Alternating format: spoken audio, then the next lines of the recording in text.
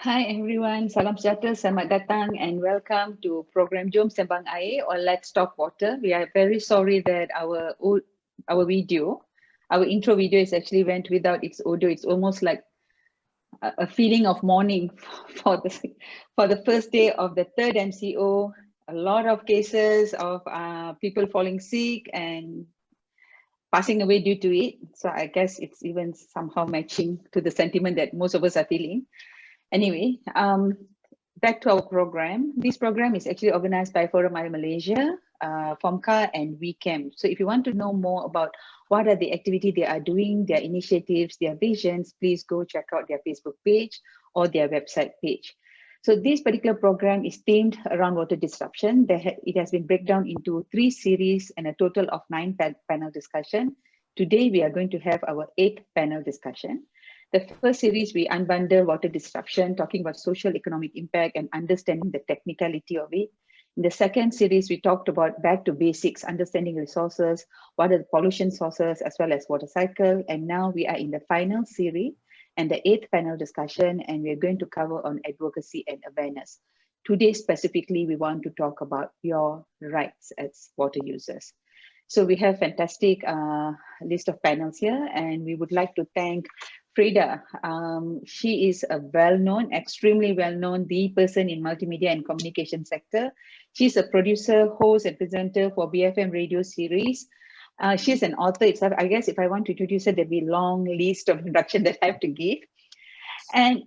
But really, for our interest in water sector, Frida is actually an advocate for WASH. WASH in water sector, what we describe as water, sanitation, and hygiene advocate for World Vision. They work with those who are really marginalized, and she has been their advocate since year 2000 when she started by sponsoring 1 child and eventually extend her support to 5 children. So that's amazing, Frida. Thank you for joining us today. Thank you. Okay, the second speaker is Sharon. Sharon had joined us before in our second series. Sharon is not just a politician and activist who works with the grassroots. What I really enjoy listening to Sharon is he is an environment and climate crisis advocate. He has put up policy papers to the government trying to influence government policies so that they take into consideration component in relation to environment and climate crisis. And he is another person who have actually worked with the grassroots as well, really people who are marginalized, who do not have the necessary support they need. So actually all three of our panelists are in that scenario. Our third speaker is Fatin Fariza. Fatin Fariza is from Persatuan Wira Air. So, but really when I look at Fatin, I'm very impressed. 10 years in accountancy, she was inspired to join Persatuan Wira Air when she attended an event and she was inspired to contribute to this sector. So thank you, Fatin, for becoming Wirawati for water sector. So that's really amazing. And the beautiful part of it is her ambition is to get Wira Air's effort out there to be seen and to share. So I think that is really an amazing initiative. So thank you to all the 3 panelists for joining us today. So without wasting any time, to all the participants on Zoom, as well as those who are on Facebook, as usual, please drop in any questions that you have in the Q&A or chat box, as well as on the Facebook comment box. We will pick it up throughout the program while the panelists are actually sharing their views on certain parts of these consumer and human rights perspective. So first and foremost, Frida, I would like to ask you, please share, before we get started, please share with us, what does World Vision do in relation to WASH? Okay, I'll in relation to WASH, okay, I'll just share a little bit of a personal story as well. So when they asked me to be an advocate last year, I didn't understand, I didn't realize the implications of clean water and sanitary hygiene, access to clean water and sanitary hygiene. So they look into several pillars, right? They look into poverty, they look into different areas. So one of the things is with clean water is that around the world, 2.4 billion people still do not have access to improved water and sanitation, right? So it's not just a matter of clean water. Even you give them all the facilities, they still don't know hygiene, right? But it's still an issue that whether they can get clean water, and the implication of in this area, what connected me to this was that when you don't have access to clean water and you have to go for miles to collect water, and then that means kids can't, and it's usually the kids don't get to go to school, and and we talk about girls, they go through the period as well, right? And they can't clean themselves properly. So that again is time away from school. So when I got involved with World Vision 20 years ago as a sponsor, I wanted kids to have access to education. It was very simple, but it wasn't just a case of getting education if you don't have the basics to move on. So that's basically one of the things that World Vision does. So I like what they do, because they're not just giving, but they're also getting the community involved, and they want to get the community independent, and so that they can move on and help another community. So teach them, not just give them, don't just give them fish, teach them how to fish. That's a good one. Thank you, Frida. So that will bring me to Fatin. What about your organization, Fatin? What is the role of Persatuan Mira Air in Malaysia's water sector? And we also know that Persatuan Mira Air is the designated water forum. So what does that mean, if you can share?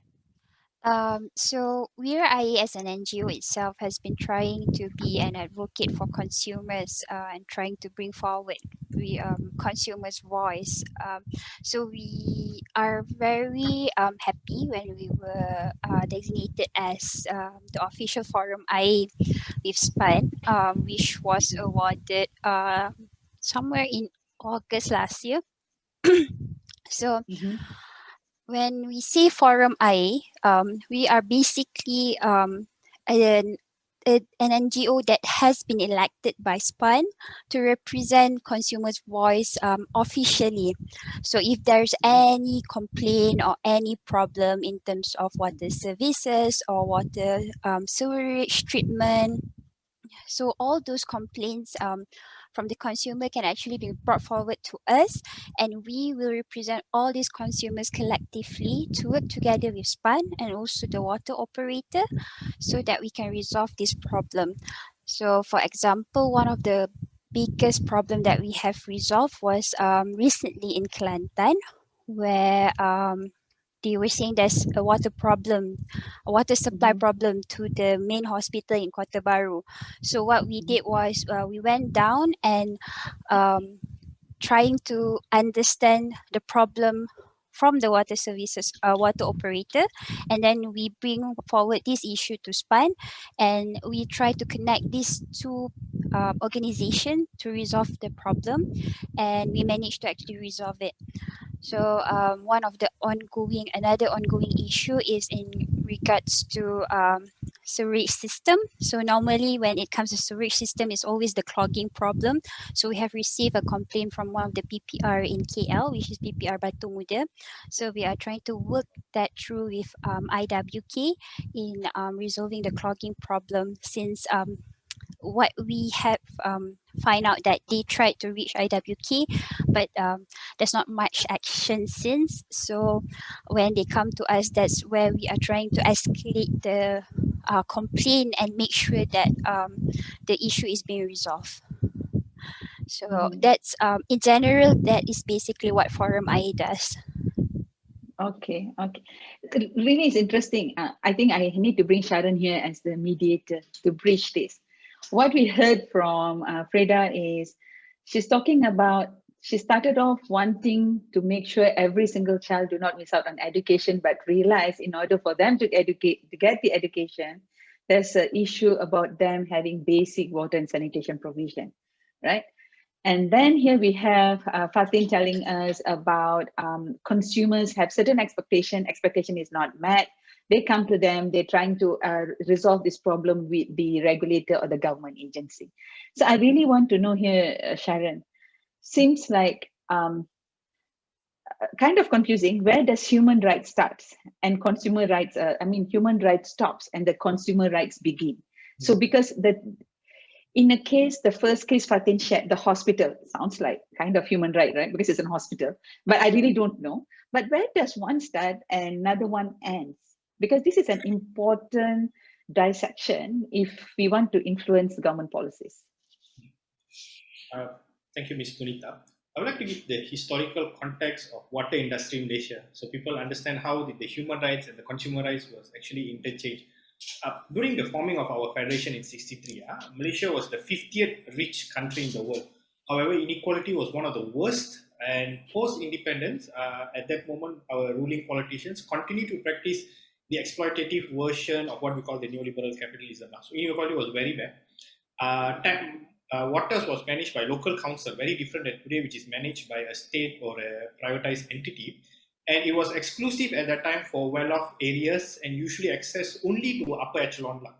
And they were concentrated in places like Penang and Kuala Lumpur, major cities, a lot of rural area, or 80% of the society for that matter, who are considered extreme poverty, had lack of clean drinking water and sewerage because they depended on rivers, on wells, some to a certain extent, even rainwaters for that matters. And because at that time there was also absence of environmental laws that caused a lot of widespread water pollution on rivers. So this had a serious issue at that point of time. And it became a point of contention because Malaysia was the 50th richest country at that time, but the inequality was so bad that during the 1969 election, it was also a key important issue, the health issue, which is because the lack of access to clean drinking water. The then ruling coalition, UMNO and its allies, they lost their supermajority. So water actually became a huge political issue in '69. The then ruling coalition lost their supermajority, but they also won with a razor-thin margin. So then the successor to then we know is Barisan Nasional, and they brought in a lot of the socialist policy, including the rights to clean drinking water. So that's where the human rights was actually first inducted in that. And the human rights to there was actually the what we call an extension of access to healthy lifestyle.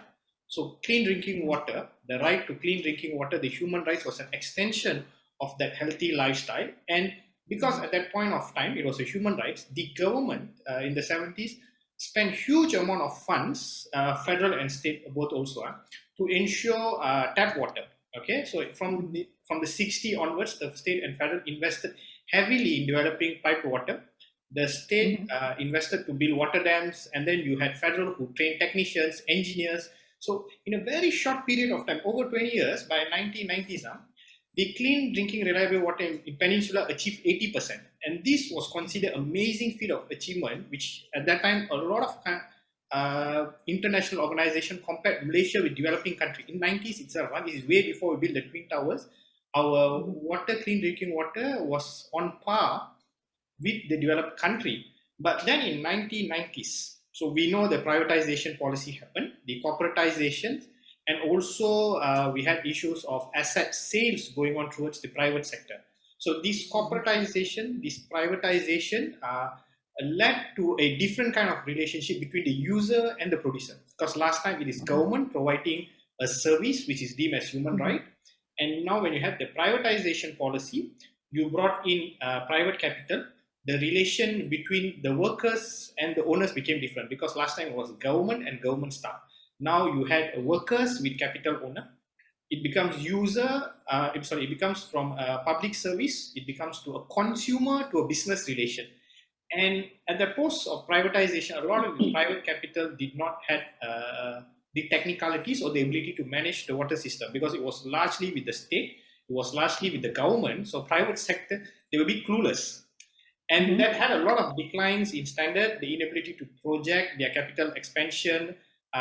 Then you had mismanagement, a lot of these kind of issues. Of course, it's very subjective, but then people saw the declines in standard. And that's where the consumer rights was brought forward, because if you are paying for a certain service, then you should expect a minimum standard. So this came into the picture. But even if you look until today, the human rights and consumer rights are both used together when it comes to regulating water sector, because the clean drinking water needs to be expanded to every population without discrimination. And it is tariffed in such way that even the lower income can benefit it. And it is also needs to be tariffed in such way which is not wasted. At the same time, the expectation for minimum standard, because last time it was a government service. So people are usually less tolerant when it comes to government service because the limited funds with the government. But when it comes to the private sector, people expect a better service. But in reality, when you compare today, certain agencies, certain that is 100% belongs to government does better, while certain private does better, does a bit poorly. So when you look in water sector, it started as a human rights. Because of privatization, consumer rights came in. But today, the regulators, whether the state or the federal agencies part, they are still trying to find the mixed balance between human rights as also consumer rights. And this thing will carry on for the next decade or so until we find the middle point. Thank you. Okay, let's get to. I mean, we hold Sharon's thoughts there because I think we have to come back to you on that explanation you gave. I would like to get back to Freda. What would you say the standard of human rights has been met? When will you see, because you are seeing cases of people who really in the margin of society not getting, right? So what would you say or consider now this person already have the right that they deserve, at least the basic right? What would entails that to you?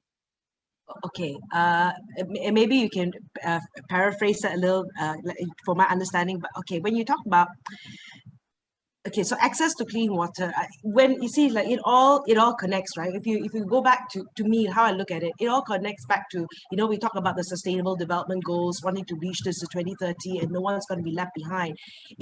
When we talk about what World Vision is doing, and you look at within Malaysia, we still have issues in Guam Musang in terms of water. We still have issues in Sabah and Sarawak when it comes to issues like that, right? So to me, if we still have these challenges and not access to clean water and sanitary hygiene means other things, the repercussions, the ripple effects of what that means, not getting an education, not getting to, and all the other factors, right? It has, so it has an implication.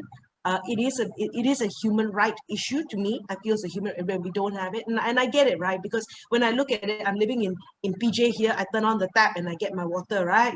One day, few days no water, we uproar, right? And that becomes because I am paying my bills, right? So we are not even at that stage where we're able to get access to the basics, right? For some of these people, how can we look at it globally, but we just look within Malaysia? How can we move forward if certain communities within Malaysia are still not getting the basics? To me, that is the basic, right? So I don't know if I've answered your question, and you can add on to that if I haven't answered your question. But to me, I feel that it is a human right, right? I mean, we look at where we are. If we're not even on an even playing field, how can the nation move forward if we're not on an even playing field? Okay, so I get what you mean. Is like you are saying that if by not having this particular access, their life is actually affected. I mean, the consequences of them not having, then you will say that the basic rights haven't met. But what I'm trying to establish here is we know that when there is no water supply, there's always an uproar, huge uproar, whether the people are affected or not affected. There's always a huge uproar.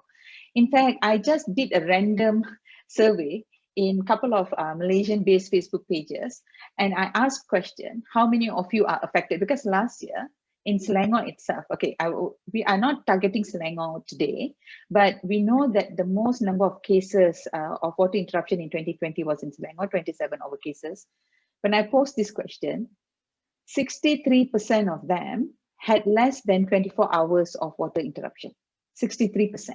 Right. But if we look at the noise in the social media, it is totally, it sounds as if like 110% was having disruption for like 1 month. That is the feeling that I get. So my concern is people who has the ability to create such uproar, are they actually affected in terms of their human rights, or is it the convenience of consumer rights as of today, 2020, 2021? Because during the same time, there was a case in Johor, in Rao. Rao was supposed to be a town where water supply is there, but there was a family who unable to pay deposit, so they couldn't even get the water supply. So they were buying water from their neighbors. And luckily, at that point of time, Span and Ranhill actually stepped in and did whatever necessary work, in order to get water supply into their home. So now, does it mean in Malaysia, for us to say my basic human rights for access to water and sanitation has been met when I have 24 hours, 24/7 water supply into my home, and at least I have a septic tank that takes away my waste? So does that means basic Okay. human right? Or is Okay. it too high of a standard? I think we're at this point, maybe we've gone a little bit overboard. I know I feel an inconvenience, right? But I don't think my life is in serious danger yet, unless if it's especially if it's just 24 hours, right? But it's just that we're paying for this, right? So I'm just talking as a consumer. I'm paying for this. I don't expect this kind of disruption, that sort of thing. But I don't think our lives is at stake at the moment. But also you must understand the sentiment of how everything was last year, even this year, when we're constantly washing our hands. So when we need to constantly wash our hands because we've been told to, because of what's happening, and we're not getting that, and people are just frustrated with everything. And I think that's what's also come out on social media. It's easy to be a keyboard warrior and talk about things because we're stuck at home and we're angry if we don't have these things, right? So and I think there's that fine line, right? And sometimes for me, I just have to take into consideration that yes, I just turn on the tap. I do look, and now I turn on the tap, my goodness, the basics, I have that, because I hear stories but you don't even have the basics. And that's that bridge, and they're a minority, right? So we out of sight, out of mind. So we need to talk about that as well. And I think that's important, especially if it's still happening in our own country. Yeah, so actually I wanted to correct the number I presented earlier. So the number was actually 57% was not affected at all. 15% was affected less than 24 hours. 28% was affected more than 24 hours. That means almost 70% of the people were affected less than 24 hours. So I would like to bring this question back to Sharon. So Sharon, what does human rights means to you?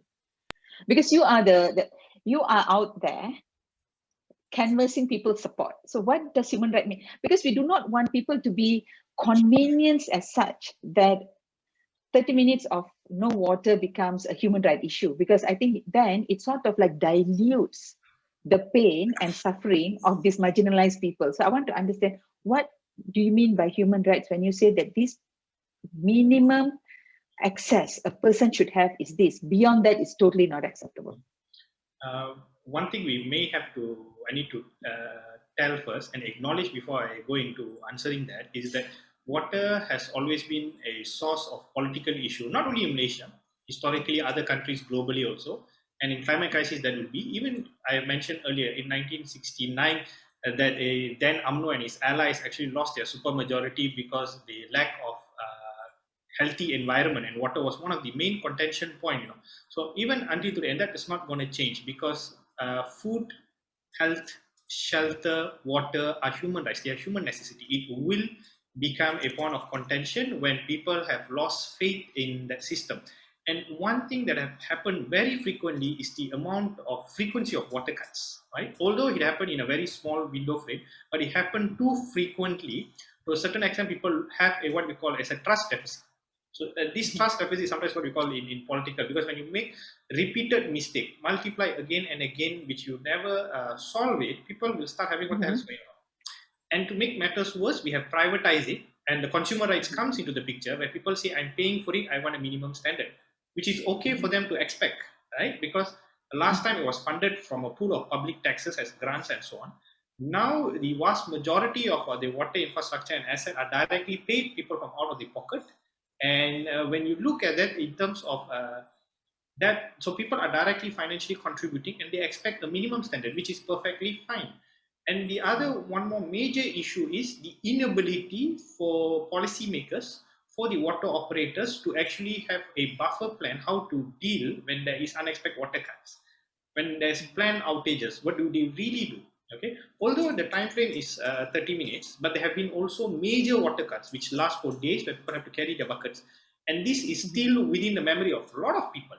So when you have minor water cuts, they start immediately relating, and that's where it becomes. So this is what we call a multiplier kind of effect. They carry forward the previous one, and that is where people are also saying they have very poor trust, a serious trust deficit on the existing system. So that is what is happening today, and this will continue until a proper governing system or proper regulatory system comes in to ensure that everybody gets a minimum acceptable water service. Okay, thanks, Sharon. I just want to add some. And Yes, yeah, please, no, Freda. just something Sharon said, right, which is very interesting because I, like I cover this in my news as well. Like 8 out of 12 months there were water cuts, and I think that was the frequency of it that obviously irked people.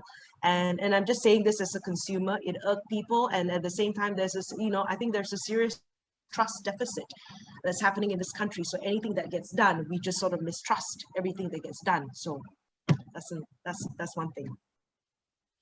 Interesting. But they won an award this year, so we have to keep that in mind. Yeah. No, but not just them. I'm just saying the sentiment of people, right? The sentiment of people. It's not The just about this. frustration, yeah. Yeah, the frustration of The people. frustration, yes. Fatin, okay, back to this conversation, right? So I would like to know, right now, Wira Air is our Malaysian's official watchdog on what the governments and operators are doing or not doing. So from Wira Air's vision or perspective, what would it mean by water supply services? Now we move from human rights to consumer rights or consumer standard. What is the, what would Wira Air's vision be when saying that, okay, now consumer standard has been met. So these are the minimum consumer standards that consumer deserves. How that look like to Wira Air? If What you would you ask, expect the regulator and operators do? okay, if we look at the whole nation as a whole, I would say that almost all of us, might not be all, but majority of us will have access to a clean water supply. So there might be a certain area, I'm aware, normally outskirt will have this problem, and I even heard that there are some Felda that doesn't even have a water supply in Pahang, while when Felda settlement is actually being set up by a government. So it's a bit weird when we realize that there are some cases, but SPAN do step in and make sure that all these people get the water supply that they needed. So in terms of clean water, I would say our country is being facilitated with the best facility. We do have clean water. It's just that water disruption is always an issue in Klang Valley. Highly, I won't say only Klang Valley. There's a few cases in Kedah as well, and Johor, a few other states as well. Mostly on highly dense population area. So after a few research, we noticed that most of this water disruption are being caused either by water pollution at the water source. So these are the area that SPAN is taking into action and taking a look into it and making sure that all these industrial waste are not being thrown into this river, which is the water source of all our water treatment plant. So when this happens, it causes us disruption. So by right, water operator should have a minimal margin of water reserve so that whenever a disruption that happens because of any pollution or suddenly some of the equipment decided not working at the water treatment, they're supposed to have this water reserve that is enough for the users so that the water disruption wouldn't go beyond a certain days. So, but we noticed that the water reserve is also low. So when we find out further why is this water reserve is low, so most of this operator is saying that we can't afford to keep a higher level of water reserve. We can't afford to maintain a certain facilities of this is because of our water tariff. So our water tariff has been low, and it haven't been revised as frequent as the cost increase that all this operator is facing. Hence why SPAN is trying their best to make sure that by increasing the price to a certain level where the people can still afford the water. I mean, it's not going to be too expensive for the consumer, but in the same time, it's enough margin for these people to operate and provide us the best services. So, and then on top of that, if you look at sewerage system, I would say that we don't really have much problem with sewage system most of the time. We'll be able to go to the toilet and flush, and not much issue there as compared to water disruption. But we do know that they are sometimes they are flooding, and it's because of the clogging in the sewage system. So I believe that in terms of sewerage, these people has been doing their best to upkeep the maintenance, but it looks like more of the consumer that doesn't have the awareness that we're not supposed to throw certain item into the drainage. We're not supposed to throw fat, oil, and grease into the drainage. We're not supposed to flush like sanitary pad, pampers, or even hair into the drainage. So all these will cause the sewage system to clog up without we realizing it. So Indah Water has been spending more time in unclogging the sewerage system rather than focusing their time, energy, and effort in improving the sewerage system services. So I would say in terms of sewerage, it's more of awareness that we need from the consumer side to help to work together with IWK to make sure that IWK can focus on something more important, which is to provide a better consumer services to us. But in terms of water services, I believe there's a few issue, for example, the water tariff, the water reserve, and also again, if we think of it, the water pollution is also being caused by consumer. Yeah. So in a way, the whole system works if we work together as a society. So I know the water services are provider are trying their best to provide the best service to us because we paid for their service. But maybe they're trying to say also that we're not paying enough to a certain level for them to upkeep and maintain a certain level of standard to us. Yeah. So I think, I mean, to be fair, of course, in Malaysia, nationwide, number that is average over nationwide, I think 98% of the people actually have connection, access to clean water, and 97% I think have access for proper sanitation. And I think, I think recently also IWK also actually won an award recently, you know, for the effort and work that they are doing. So we are not denying that part at all. I think our operators, despite the challenges, they have done certain to a certain level or certain quality of work. My bigger concern is with 70% of the population living in the urban area and 90% of the people are getting proper access and services. There is a 2 to 3% of the people who are not getting. So these are the group that get missed out. Even if they shout as loud as the other 90 people, 97 people, their voice will never be heard unless entities like Vira Air and the government agencies actually speaks up for go and look for them, because I don't think you'll be able to see them just across any platform. These are the people really we have to go deep dive, look for them. Otherwise, we will not be able to find them. This actually gives us an opportunity to take a question from Facebook from Mr. Naidu, which I think links to this particular aspect that we're having conversation on. He said, Human Rights Commission, the right to general comment number 15, the right to have water is for all. So how well Malaysia has adopted to this into our water vision, policy and governance. So I would like to see whether any of the panelists have any idea in relation to that. Human Rights Commission, general comment number 15. I'm not sure what does that mean. Okay. So maybe Sharon, if you're aware, please let me know. But yeah, I think what he wants to know is how well Malaysia has adopted this into our water vision, policy and governance, or we sort of like forgotten about that 2-3% of the people. Okay. Firstly, I'll thank Mr. Naidu for his question. Actually, that was a very good question. Now, just briefly, just now, like I told my history, the loss of the majority of UMNO and his allies in '69 led to the immediate adoption of water as a human rights and extension to healthy lifestyle. Okay, so this was actually very good, and a lot of public grants went into it.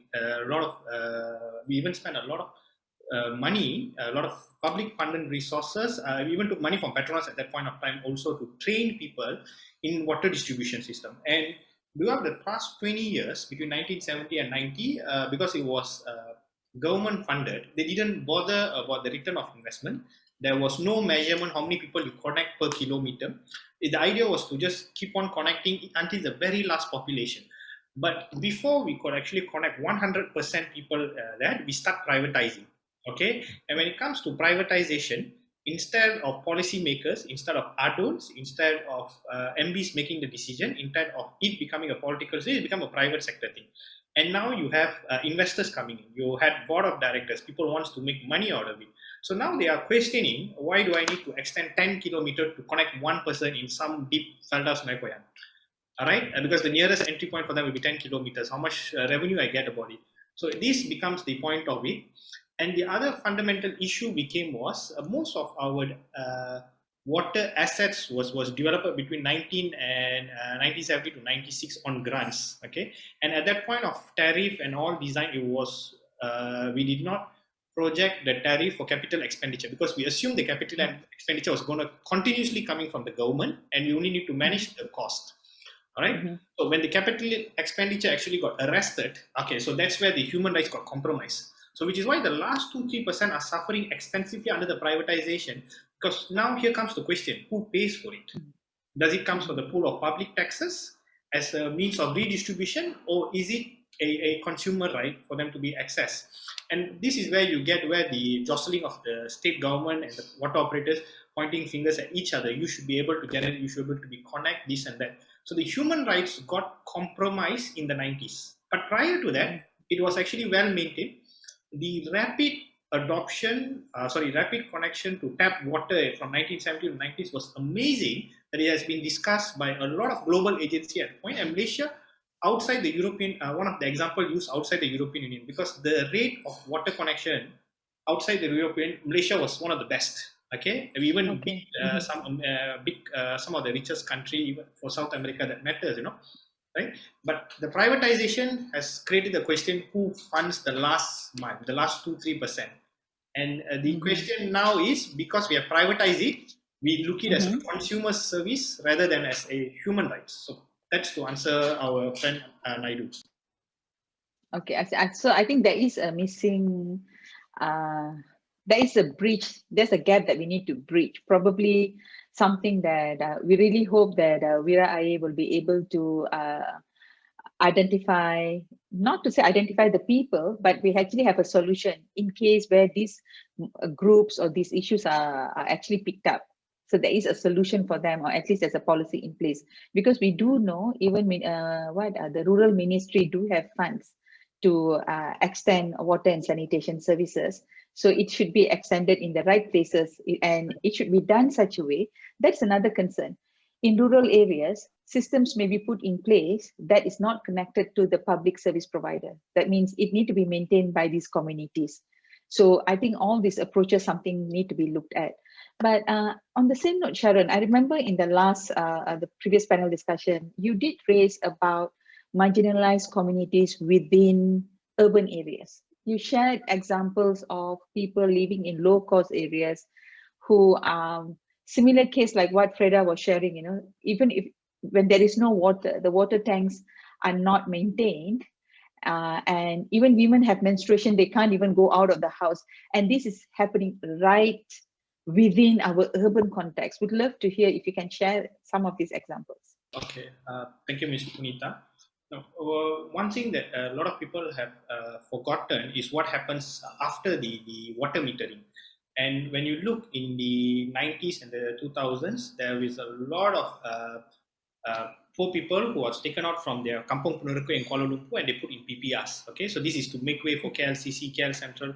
All this major development was on people's house, but they were crammed into what we know as the multi-dwelling housing complex, which is known as PPR.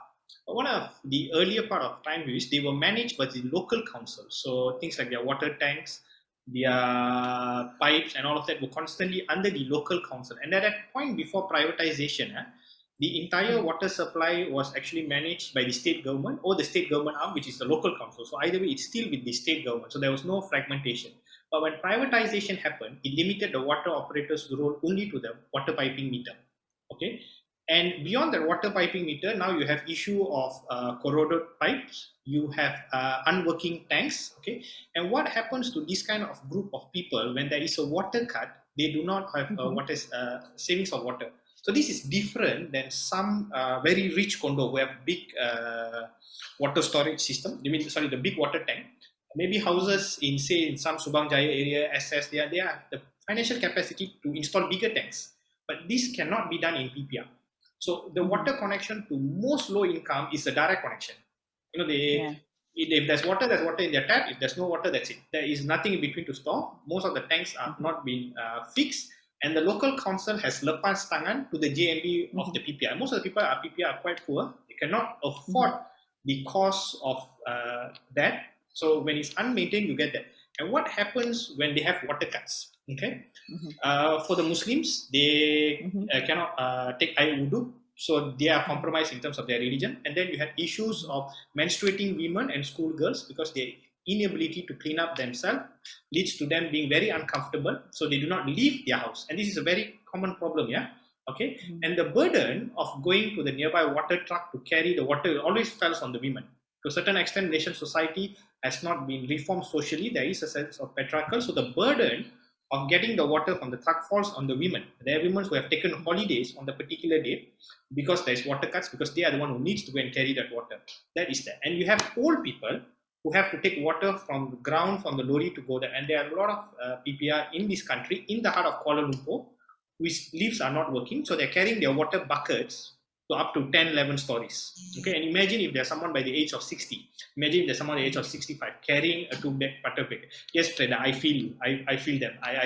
It was really that bad. Okay, and when you talk to the water operators, they say my responsibility ends at the water metering. So this is them. Local council say. So this blame game going around, but fundamentally the rights to access clean water is compromised in this process. Okay, and the lower community are the ones suffering the most.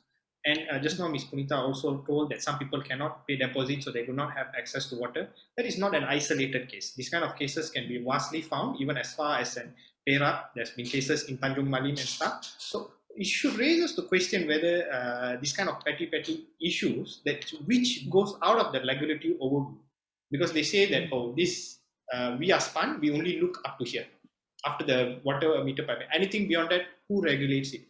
And the lower income community have been victimized terribly or miserably because of this contradiction of who takes care of which regulatory. When we privatized, this thing was not well sorted out. Local council, to a certain extent, I will say they lepas tangan. They said your own building you kena jaga. And then the water operator says, mine is sampai water metering. Beyond that, it's not my responsibility. But a huge proportion of people, the lower income, they are suffering immensely. Okay.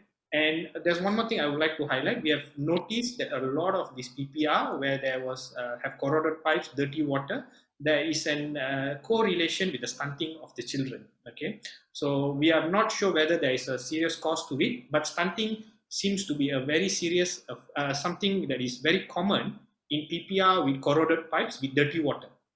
Okay, they do not have the money to go and buy filtered water or buy big bottles and stuff. They actually boil that soil dirty water and they're drinking that. And I think there may be a correlation on the growth of the child, and there's a direct correlation in contaminated water, lack of nutrition, in the performance of this child at school in terms of sports and academics. So potentially the lack of proper maintenance of pipes and tanks in this PPR have led to a certain younger generation to fall out. And we may should have done a very big thing to the next generation unconsciously. I would like to highlight that. Okay, I think, of course, I would like for the participants' knowledge, right? I would like to share that most of the operators, majority of the time, actually complies to the World Health Organization drinking standards at the at the operator side. So once it goes into these facilities, we do not know what is the quality unless some testing has been done. I do not have any knowledge of if there's any data to that, so I can't share on that. And something that Sharon have shared regarding stunting. Stunting is actually directly also correlated with the lack of nutritious food that they're having, because food get kind of expensive. They end up with lower quality food or fast food, something that is cheaper and faster. And there are multiple international studies that has been done in Malaysia, low-cost housing, and that's a proven fact. That actually gives me more cause of concern. That means if they can't even have nutritious food, will they be able to pay maintenance, repairing these water tanks and getting the water cleaned up? I think there's another concern to it. this probably Fatin would like to respond to this, because I really feel like rather than not responding, I mean, in Span's case, right, not responding, I think this is possibly people who have slipped through the cracks. It was not even recognized because maybe they were not represented in conversations, because there's a lot of consultation goes on. They are Virai who's accessible actually, because they're pretty accessible. Their information is all over social media and things like that. Probably these people are not even aware. This group of society is not even aware what are the instruments available for them to raise their problems, their issues. Fatin, if you'd like to respond to that. I think I agree with Miss Punita when you were saying that we're supposed to go down on the ground and find out more of these issues. It's a good issue highlighted by Sharon, where these authorities, I have to say it's true that the water operator will always say it's up to the meter, and anything beyond that, it got nothing to do with them.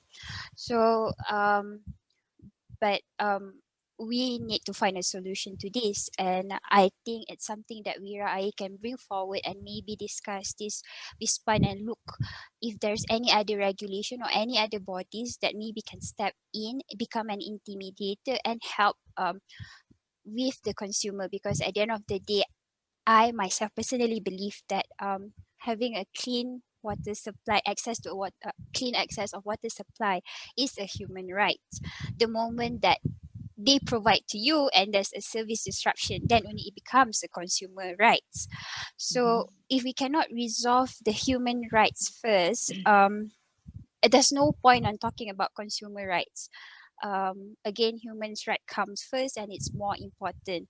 Well, I do know that if we were to make an official feedback to related regulator that we have other than SPAN and also this water service operator, we can actually there's actually a neutral independent feedback platform through Kementerian Alam Sekitar themselves, Kementerian Alam Sekitar dan Air.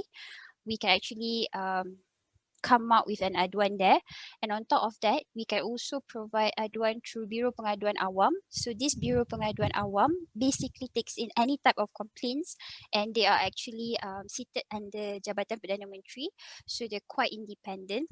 But in terms of, a lot of people will say, okay, we can put in the complaints, we can put in the feedback, but how fast will they react towards it? I believe that's where I can actually step in with all these official complaints that have been made. We will bring it up to the related bodies so that there's something and someone or any authorities or regulator that can step in and help. So let's say if it's not under SPAN, it can be under Kementerian Alam Sekitar and Air. It can also be under Kementerian Wilayah if it's in Wilayah itself. But I believe without the intimidator or someone looking into it and bring forward the issue will always still be there, no matter what the penduduk try to do. So, for example, like I was giving the example just now, the PPR Batu Muda, they actually tried to contact IWK themselves, but they said like 2-3 months down the road, there's still nothing being done. So that's where we try to step in and escalate the matter.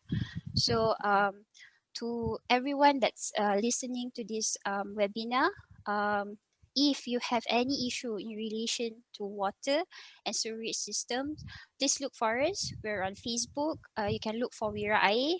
We're on Twitter. You can look for Water Heroes, and we're also on Instagram. We will try as much to bring forward the voice of the users and consumer so that we can finally achieve something that I would say giving back to the community so that they can actually have real access to clean water. Because like what Ms. Ponita said, yes, our water is superbly clean from the water treatment, but at the end of the day, again, it's maybe the main pipe that is corroded, or maybe the pipe after the meter that is corroded. So that causes the unclean water. Thank you, Fatin. So it's lovely. So now because Freda and Sharon is here, so I guess they will have a lot of input to give to you because Fatin is the Wirawati from Wira Air, so they will be, they are the official watchdog pushing the consumer rights. Okay, so Let's I'm relate listening. to this. Yeah. So I mean, I'm listening to this, and then I'm being educated at the same time, and it's a vicious cycle, right? You're talking about pipes that are old, people also not knowing how to, throwing sanitary pads, throwing all these things, is they're also like causing the problem. I was just sharing a story from last week, was that a couple of PPR flats have got together, not water related, but they have actually sort of gotong roying together because of COVID, right? And they're very conscious that when particular, because they're so close, they live in large groups together, and they're very conscious that they work together, that they will clean up a certain area, and there's a WhatsApp group with all the main people to say, hey, don't go to this place, give an hour with sanitizing and all that. And because I think there's a lot of awareness about COVID, right? So we're very conscious about it and we're cleaning about it. But these are things that I don't think we've talked enough about it, or we don't realize that if you don't have water, you still get diarrhea, and you can actually die from diarrhea. But it doesn't seem like such a pertinent issue anymore. It doesn't seem like it's a real issue anymore, unlike COVID, right, which we're just hearing every day. And so we're paying more attention to it. But these are the little underlying issues where, yes, we have there is a missing link, but at the same time also we are also not doing our part, to be wary of how we're keeping the place clean. I went on the river with Iceland, just going through and seeing what is being done there, and they've done a great job cleaning up the river. But the amount of rubbish that gets thrown to the river, like we're just not very responsible people in the first place. How does it even end up in the river when there are bins? So sometimes I'm digressing, but it sort of all connects anyway. I don't have a solution. I'm listening to this. Sharon, you seem to have a solution. Freda, so you were saying one key thing you're trying to, one key suggestion I can take from what you're saying is the communication plan. There's some form of communication plan should be put in place, right, that is super strategic, like something like COVID, but it's just that COVID is, we thought it's one-off for a couple of months. It became 1 year, of course. But when we're talking about sanitation, sewerage, or even water, we are talking about forever. It's in perpetuity as long as we humans are there, right? So one thing is communication. Some strong, improved, up-to-date current policies should be created when it comes to communication. What else you think government should look at, especially when we're targeting this marginalized group that Sharon have shared, even you have shared? What other policies you think that government should, based on your experience under World Vision for the last 10 over years, working with other countries as well? Okay, so government should put up? I'm just looking at what they're doing. So in terms of what they're working with other countries, they actually work with the local councils, right? And try to get it right. They probably help in the setup, right? And then after that, that education where they have to, the local council has to take over in terms of the maintenance and all that. But they probably came up with the funding to help set it up and explain to them hygiene. Because even though we build it for you, you look at the tap, you don't know how to wash your hands, right? So there's a whole aspect. And then of course the maintenance of the thing as well. And then they hand it over to the local council, share the benefits, and tell them the dangers of not having clean water. So I'm just looking at it from that perspective in the these really rural communities. But I think like in Malaysia, what we need to do is just to remind people, right? Diarrhea, people still die from it. People still die from cholera. If we don't, so do we have to do infographics? Do we have to do that messaging, that that kind of message, in the PPR flats, that kind, it's just something for people to grasp easily. Sometimes we forget it because COVID has overtaken our world, but sometimes something as simple as that, right? And even if you don't have access to clean, I don't know about that missing link that's happening, but just the awareness that people don't dump things into that. You might also be a factor behind what's happening in their own flats, right? I don't live in the flat like that, so I can't comment, but I'm just saying that education needs to come to play. I mean, we see people just dumping things on the road. So we've got to remind people it clogs everything up. It clogs your water, it clogs your drainage, right? It doesn't mean, everything you do has a repercussion. And maybe if a picture has to draw that information, maybe we need to do that, right? For people to understand. I'm just trying to think, how else are we going to share this? We always make comment, like, you're not educated, you know what I mean? Like, and a lot of people are not educated in that sense, right? Not enough on this. Yeah, I think at the same time, right, I think there's two parts of this education aspect of it. Is one is what they should not do, and another thing is to educate them that as a human, this is what, and as a citizen or as a person living in this country, this is your right. Because I believe probably people who live in certain areas or in certain community don't even know what they deserve. They may not even know that. For them to even call Fatin and say, Fatin, I have a problem, I think they don't even know that is a problem that they shouldn't have in the first place. So maybe that should be part of this education plan as well. So they do know that. I would like to pose this question to Sharon. Sharon, because I know that you have actually explored what are the available laws and whether people's rights are protected. So do you think in Malaysia, we have sufficient laws and the current laws are actually protecting the rights of consumers enough? When we talk about consumer laws, there are sufficient consumer laws, there are sufficient ramification for disputes. But when it comes to issue of consumer laws, it is more towards those who have the financial capacity to actually execute it. Because when you look in terms of water, it is a human right. It has to be dealt as a human right. But when some people can't afford to pay it, when they get low, they can't afford to pay it, or they're paying at a very low tariff, it slowly undermines their own self-esteem to think that this is a what we call as a human rights. Okay, because the thing with human rights and consumer rights favor those with the higher purchasing power. Human rights is universal. Okay, and when we deal it as a consumer rights, there's always remain a question, you're just paying 20 ringgit of water, or you don't ask that kind of much of question. And this kind of mentality does exist in this country because of our shifting from the human rights towards the consumer rights. So when we talk about laws, yes, there is sufficient laws, but does it protect the human rights universally for everyone? That should be the main consideration for this today, because the post-privatization, when capital expenditure, there was insufficient regulatory framework, inability and inexperienced regulatory for the matters, because they are so used to funding the capex from the public taxes, and the operational comes from the tariff. When you give it to the private sector, they do not know how do you balance it. There is also not know how do you connect the last mile. So this becomes a thing. Now, when you look from a consumer perspective, okay, in KL, 1 kilometer, in Kamunting, Taiping, 1 kilometer in urban area can connect to 10 houses.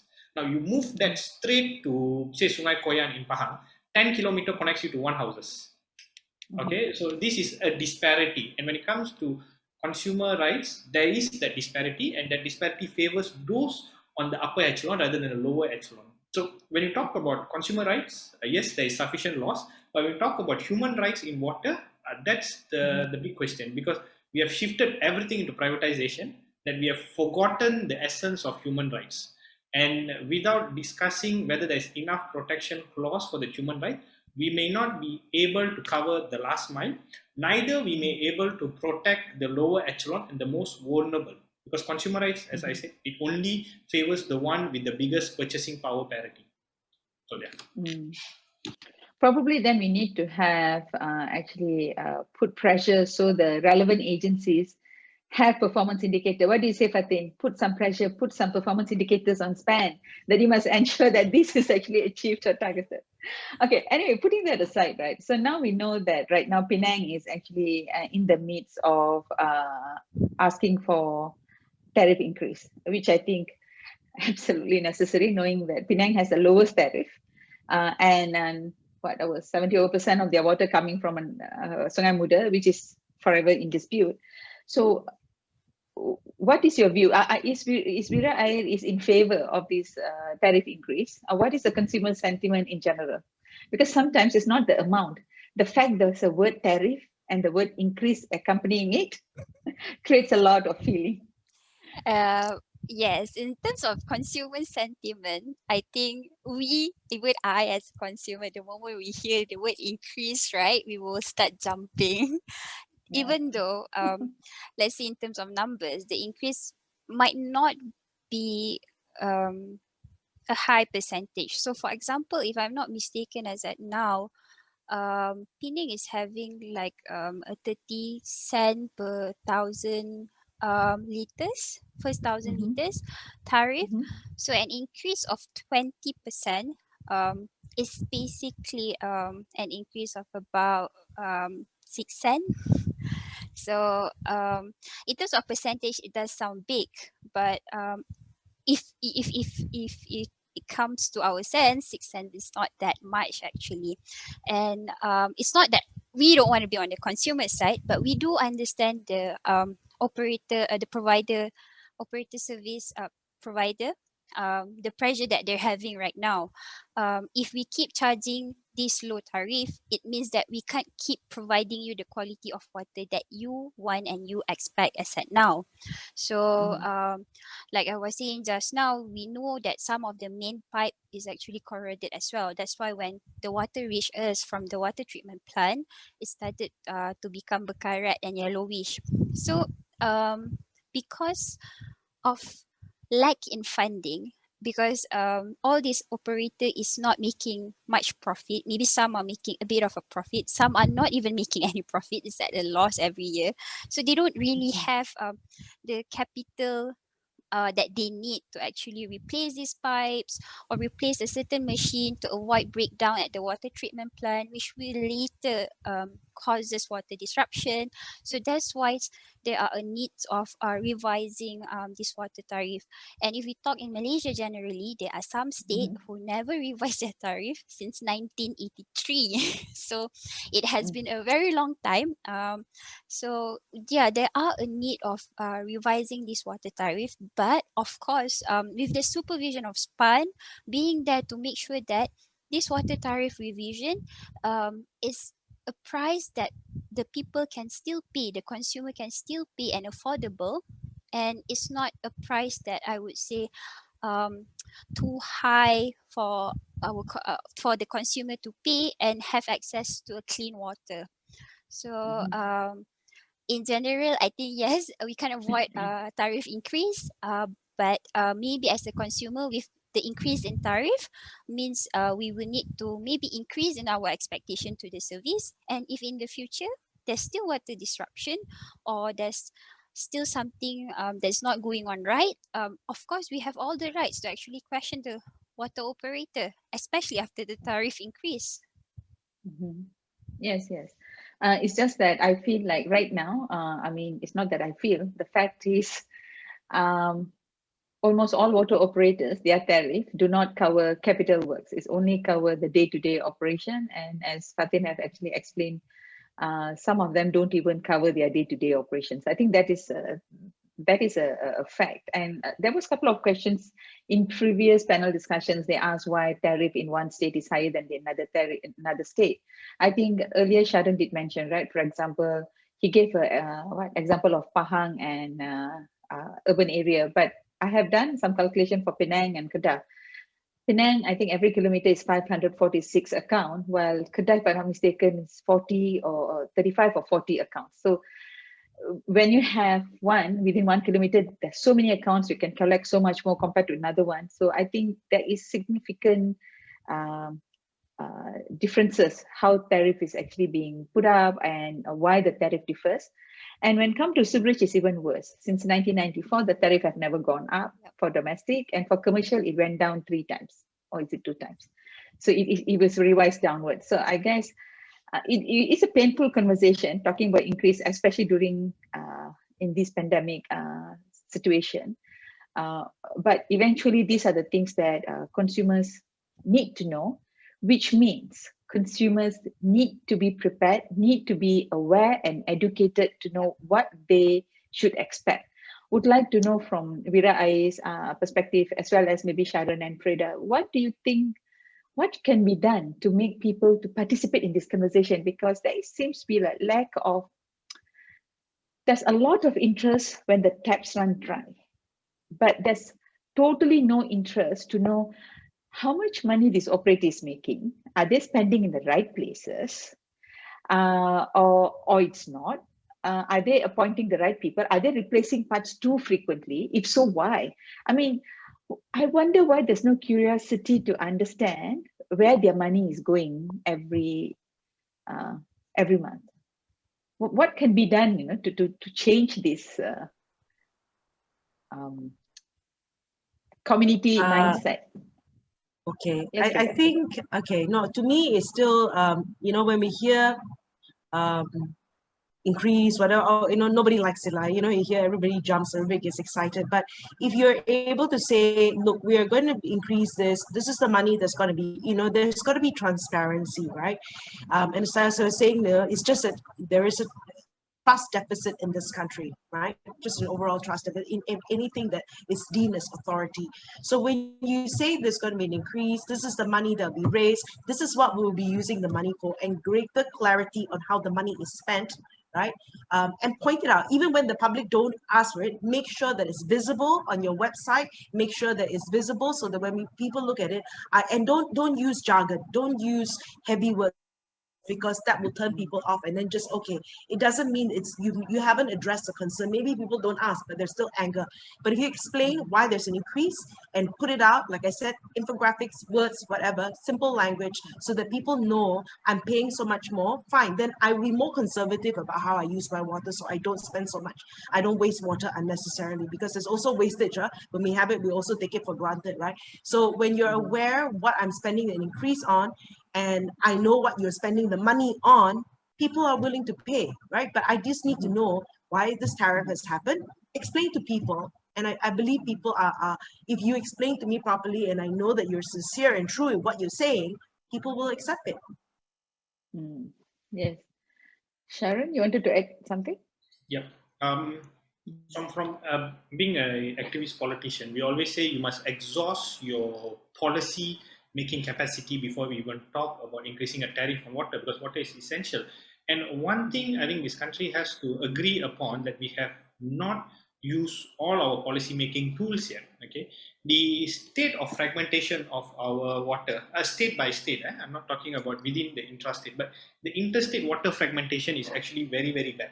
Just an example is in Merlimau, Melaka, they are more closer to the Johor water taps than to the Melaka one itself, than the Durian Tunggul Dam. So if you pull water from Durian Tunggul Dam to Merlimau, the cost will be higher, the capital cost is higher. But if you connect them to Johor, it will be cheaper. And when you look in Malaysia, we have to look, the inequality is multidimensional. 1/3 of the Malaysian population resides in Selangor, KL, Putrajaya. 1/3 in a very small area. So Shabas or the Air Selangor has a bigger pool of consumer. And when the rest of the entire peninsula has 2/3, and most of the very wealthy income people are in Penang, Johor, Selangor, for these matters, to a certain extent in Melaka also. Okay, so when you do progressive tariff within your state, especially bigger states like Pahang, and the people are so dispersed, and where when you look at their median income, small of these bigger states, they have low median income, so it's very hard for you to that. So this problem we have to recognize first. Now, moving forward from that, what can we move forward? Maybe it's time we recognize the fact that each state should stop trying to operate their own water operator. Maybe we could have one company peninsula-wide, where we can share the water resources. You can mitigate climate risk. So when the Pahang has more rain, you can use it to pump into Selangor, and then to reduce. So these kinds of things has to happen. And this thing is very common when we call look at our electricity. You generate power in Melaka, but you take it, transfer all the way to Johor, and you transfer it all the way straight to Selangor. The power stations in Perak generated goes as far as Kedah. So can we look into a peninsula-wide water operator where all the states merge to become a peninsula-wide, and from there we can actually have a better tariff rate, because now you can actually have a larger pool of revenue for your capital expenditure, larger pool of talent, you won't have to be competing, and you can connect your border towns of each state rather than needing to go. Because you look some places in Pahang, they are more closer to say Johor, to Perak. It's easier and cheaper to connect rather than pulling from central Pahang. And this will actually bring the cost more unified. And that is the spirit of federation, because we are a federation. The idea was several states comes together for us to fuse our strength together rather than all states compete. And this will actually end our Kedah Penang dispute. Because now we have single water operator. You can pull from Kedah, pull from Penang, nobody cares, but the water still comes. Okay, and you pay the same rate to the state, because now the state are selling to the water operators before it is transported. So we are paying our tariff has two codes. One, we pay for the water distribution. The other one, we pay, it goes to the state, because the water operators are buying from the state resources. So now when you have a peninsula-wide, that water operator for Peninsula White could buy from the state which has excess and can supply to the state which has least of their excess. So in that sense, we will be much progressive.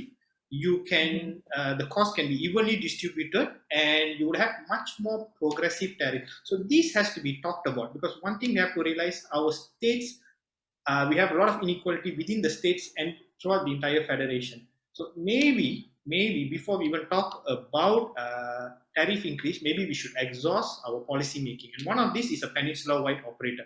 It's time that the federation seriously consider this. And I would like to throw out this idea for discussions among the people and for everyone who's watching. Thank you. Thank you Sharon. Ini Fatin punya tanggungjawab lah nak bawa dekat SPAN atau tidak. So there are a couple of questions here. So in our Zoom Q&A, many times consumers are told to check their leakage in the house after a sudden hike in water bill. In most of the occasion, the water bill was not received and only realized when termination notice is given. Consumer fail to respond when there is no bill to the water operator. What would be the approach to resolve this issue? I think when we didn't receive the water bill for a few months, it's best for us to immediately check with the water operator. It doesn't seem right. It's your right to get the water bill and for you to know how much you're spending, so that not at the end when you are terminating the service, then only you know how much do you owe them. So by then it's a bit hard to dispute. So it's easier if you get to find out how much your bill is and on a monthly basis, and if it doesn't look right, it's good that if it doesn't look right, you can actually complain it to the operator. And as for the water leakage, I haven't faced any issue in regards to that at the moment, but I think if you can, if there's some sort of documentation from those people who check and say there's really no water leakage, we don't mind. We can step in and become an intermediary to show to the water operator that this house owner really doesn't have any water leakage, but why is he having a high water bill? So maybe the water operator might need to check around the surrounding area if there's, what have causes the bill to increase in such a way. Okay, thank you, Fatin. So there's another question is on clean water supply is human rights. There are few houses fixed with external and internal filters. We did see there are tremendous impurity sediment every time the filter serviced or clean. Are we really getting clean water supply? How about those that cannot afford filters? Who would like to take this question? Yes, Sharon. Please go ahead. Okay, thank you for that question. But I think yours would be more, I presume that our question came from someone within Selangor, because when you look at quality of water, you'll be surprised some of these states are quite clean. You can drink from tap water. I grew up in town of Taiping, and I actually drink from tap water. Tap water is really clean. Okay, that is from Taiping. And certain states, at the moment I'm residing in the state of Malacca, our water quality is quite good. You can actually drink, and you rarely see anyone install tap or filters here unless you live in a very old residential area. But also, the state government of Malacca have given funds to replace that pipes for that matter. So the dirty water the dirty water related to needs for filtering is exclusive to a certain place only. It is not a peninsula-wide issue. I'm not very familiar with Sabah and Sarawak. Neither I would like to comment because of the issue of autonomy for them, because they have the rights over their resources and planning. So for that matters, we have to look at which state is this first, and we have to look at how old are their pipes. That's matter, and how frequent things needs to be replaced. Like I mentioned earlier, some of our pipes were from the first grants that was issued in 1973, and they are still in operation until today. Yeah? Okay, and for that matters, including Kelantan. So we need to look at the older pipes that needs to be replaced. And yes, as a human, as a Malaysian, as a consumer, you have the right to have a clean drinking water, and following by the PSM standard, or as a socialist, you should be able to drink right out of your tap. That is the bare minimum for that. And some people say it's impossible. No, you can go to the European Union, you can go to Australia, you can go to Japan, people actually drink right off the tap without boiling. That is how clean. And you can go to Taiping. I grew up in Taiping. I actually used to drink right off the tap. And the water, for some particular reason, in Taiping is very cold. You don't have to put in the fridge. I don't know why. So that is there. So I presume our friend who asked the question may have been coming from Selangor. For a person who have worked around Malaysia, I feel the water in Selangor, you really cannot drink from the tap. Sometimes you may need to filter before even showering. That's my personal opinion, yeah, of my own personal experience. It's not universal. Let's do a litmus test. Maybe the organizer can just put up a poll. How many are actually using water filter? Just ask a question to the participants. Just give a yes or no. Freda, do you use water filter? Fatih? No. But my parents do use them, not me personally. Okay, I do use water filter. I have double water filter in the house, but the second water filter I don't even use. I do drink directly from the tap after it goes through the main water filter. I think sometimes the sediment could be due to pipe repair work or whatnot, and then they end up with some sediment, and then they don't flush it. I don't think it got to do. For my house specifically, I made sure that the entire house plumbing is done. So I do know that my house plumbing is 2 years old. So there's no way it comes from the house, because I'm very particular. I do know, coming from this industry, I'm very particular how things are done. So that's a good question. I'm very sorry we can't answer, but so ironically, today I was watching a documentary done by CNA Insider in Singapore, and what they found in Singapore is water taken from water filter has more microbes compared to water directly from the tap. So probably this is a test that we can do. Yes, there's a CNA Insider. Later, I will just tag that link in the Facebook, for my Facebook page, so you guys can go and check it out. So they have done a test, and they found that out of how many samples they have taken, all the samples except one, the filtered water has more microorganisms compared to the water from the tap. So you guys might be surprised. Our water may be far better than what you all think. So there's another question here is, increase in tariff is welcome, but how the consumers know the water operators are not making money? The water operators managed to, they said that water operators managed to give bonuses. Should water operators publish their accounts transparency needed? I think I'll quickly answer this. I think there is an opportunity for you to look into, I think in this case is Penang. They have published an extensive information. Maybe the organizers can post the link again in this particular video for Facebook, in the Facebook page. They have put up a public consultation. You can go in and have a look where the money is being spent and why the tariff increase is needed. It is pretty detailed, so I think you should take the opportunity to understand how things are done, and you have an opportunity to post the questions if you think that something need to be corrected. So please do not waste this opportunity and go and check it out. And I really think the idea of people shouldn't get bonus despite they have worked hard because the tariff is low is pretty unfair. I totally disagree with that context. Just because the company don't make money doesn't mean the people are not doing the work. So I think we should just give the credit where it's due. But please go and look at these particular income and expenditure sheets that they're put up, the justifications. There's plenty of data there. Okay, I think with that, I would like to wrap up this session. So before we actually take a break and nurse our hurt and pain for another 13 days of MCO, hopefully, and then I would like to have last word from all of you. So Freda, if you have any last word you'd like to share. Not really. I think we just, I think during this time, just to stay safe, you know, just be grateful. I think I have to wake up every day just to be grateful that I have a running water at the end of the day, you know, and this is the basic. Although we have concerns, human rights, consumer rights, everything, and these things concern us, and just sometimes just to wake up grateful. That's all I can say now. You know, so at this point. Thank you, Freda. Fatih? Well, since it's MCO, a lot of people is at home, and from the experience of last MCO, there will be an increase in water consumption among the consumer. So I would like to remind everyone, try to preserve water as much as you can, because in Malaysia, we do consume a high number of water compared to our neighboring country like Thailand and Singapore. So per capita, we are spending like 201 liters water daily. So Spine is trying to reduce that to about 180 plus liters of water consumption daily per capita. So let's save water, everyone. It's very precious, and it's not an unlimited resources, clean water. Right, that's all.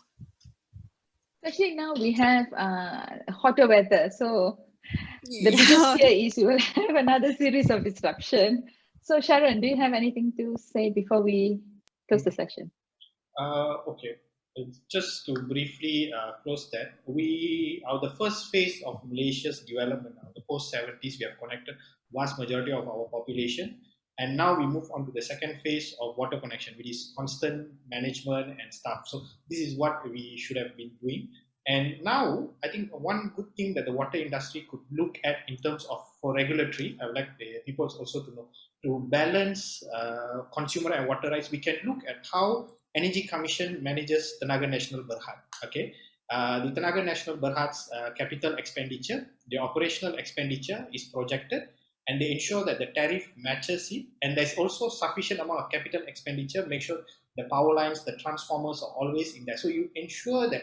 And for that, Malaysia actually has one of the best power lines in the world, reliable power lines, which is on par or even if not better than a lot of countries, even better than a lot of countries like UK and Denmark for that matter. So maybe we can look at that regulatory model for water, where we can balance operational and capital expenditure, a remuneration for the workers, because we need good people, we need best human resources in our water industry also for that matters. And that's how we can balance the consumer and water rights. Maybe it's high time we look at a different industry, how they are managing it, and see if we can take that regulatory into our water industry. Because at the end of the day, as me, even as a politician, people out there, everybody wants a reliable, clean drinking water. And personally, for me, a youngster, I foresee that Malaysia, where we have clean drinking water, where we can drink from our tap. So that's for me. Thank you. Thank you, Sharon. Well, I just want to, before we end, just want to write on what Sharon said. I think, again, one thing, yes, I think this model should be looked at. Education awareness is paramount, because people need to know that, yes, you have a right to demand. That means you need to educate yourself so you know what you're demanding. And at the same time, do not forget the rates are super different when it comes to energy and water, right? I pay 400 ringgit a month for my energy. I pay 15 ringgit for water. So that is a disparity when we're talking about the industry. So significantly, this industry have certain changes. And it is so important because it affects your human rights. It affects the right for you to go for education, right for your health, and a long list of things. I do hope you will join us again in 2 weeks' time, so that you know, now that you have some form of awareness, what is your rights.